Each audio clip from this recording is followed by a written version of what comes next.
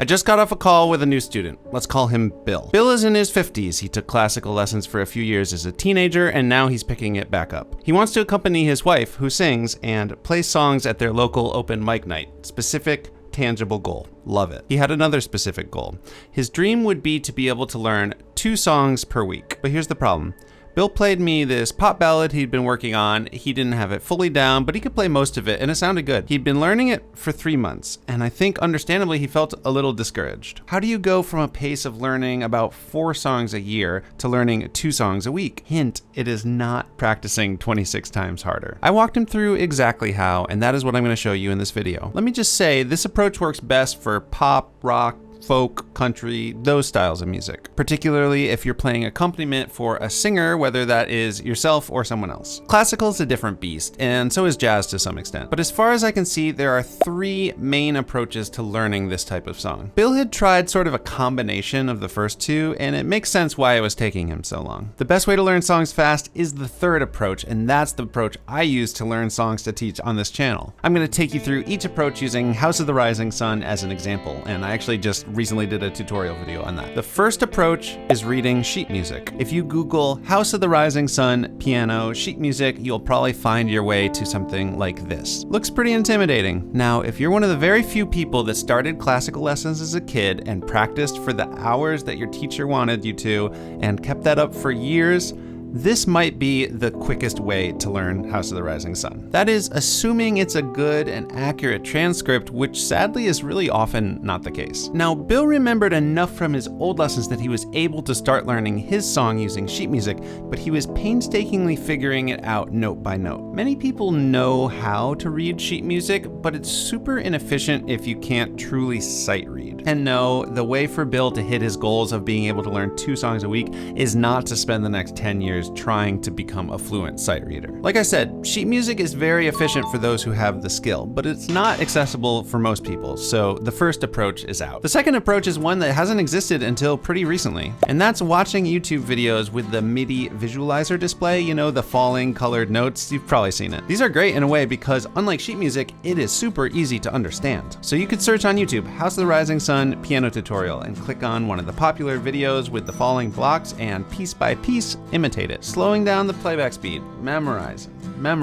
But if you don't understand the bigger picture of what's happening, it's just this endless parade of notes falling. By the time you're working on the middle of the song, you've forgotten the beginning. So while it is accessible, it's really inefficient. So the second approach is out. And I'd be curious to know what your experience has been on either of these first 2 approaches. Let me know in the comments. So the third method is to use a chord-based approach. If you've done any of my piano tutorials, especially if you followed along with my chords and lyrics charts, you're probably familiar with this idea. But the thing is, if you get really good at this, you don't need to watch tutorial videos to learn the songs. This approach works by thinking of songs the way that most of their creators did. You know, famously, the Beatles couldn't read sheet music, but that's true for most pop and rock musicians. Instead, it gets at the core of what drives the music, the underlying chord progression. Once you know the chord shapes and the order to play them in, everything else is just decoration. The rhythms, arpeggios, inversions. Here's how I learned House of the Rising Sun so that I could teach it on my channel. I searched House of the Rising Sun chords, which took me to Ultimate Guitar, which is the biggest database of chord charts and usually comes up first. So because I've practiced all my chord shapes and know the formula for finding them, I can immediately start blocking out the chords.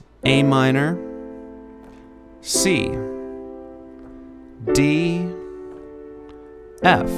And I know it often sounds best to add left-hand bass notes, so I add that in. Maybe a little bit of rhythm in the right hand, and it already sounds like the song. I could sing along and that could be my version. There is a house in New Orleans. But of course, if I listen to the recording, I hear that the guitar is doing an arpeggio pattern. Bum, bum, bum, bum, bum, bum. 4 notes it sounds like, up and down. Bum, bum, bum, bum, and then back down. And conveniently, I'm doing 4 notes for each of these chords, 1 in the left, 3 in the right.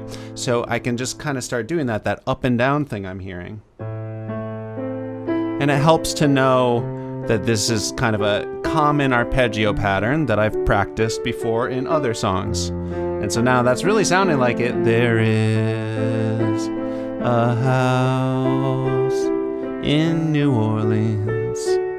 Now, in this case, there's a final level to getting it really accurate, and that is a lot of the chords are in inversions. If I listen carefully to the recording, I can hear that the top note, the highest note in the arpeggio for both the A minor and the C chord is the same note. I've done a lot of inversion practice, so it's quick for me to find an inversion on a C chord that keeps the E on top, like it is at the top of the A minor chord.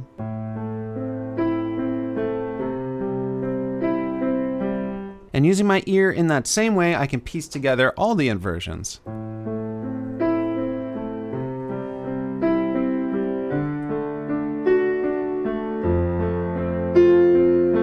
So much of getting better at playing by ear is just having a bigger toolkit of rhythms and inversions and arpeggios that you can start to recognize in songs and then apply them to the chord progressions. And having that toolkit allows you to get creative with the chord progression and maybe make your version unique. It doesn't all have to be about accuracy. But don't let all those possibilities intimidate you. Using this approach, you can sound good right away. Just blocking out those chords and singing along can sound great. And then every step along your journey is satisfying and fun as you gradually add those more advanced elements. So a chord-based approach is definitely my favorite because it is both accessible and efficient. And I just want to say, you don't have to learn this process from me. There are a lot of great teachers out there using a chord-based approach. But if you're looking for a roadmap to build up these skills and tricks for transforming chord progressions into beautiful music, you might like my course, Piano Chord Breakthroughs. In that course, I help you get a ton of rhythms and patterns into your muscle memory. You get to see my thought process step by step as I develop 3 different songs from simple to complex. That process can be applied to any chord-based song, which is most songs. So check out Piano Chord Breakthroughs using that link down in the description. It has helped hundreds of people level up their chord playing game and can help you too. And thanks for watching. I hope parsing out these different methods helped clarify things for you. And to be clear, I don't want to totally dismiss the first 2 approaches. Sometimes songs will have a moment or two that's a little harder to get by ear, and that's when you can cross-reference with a piece of sheet music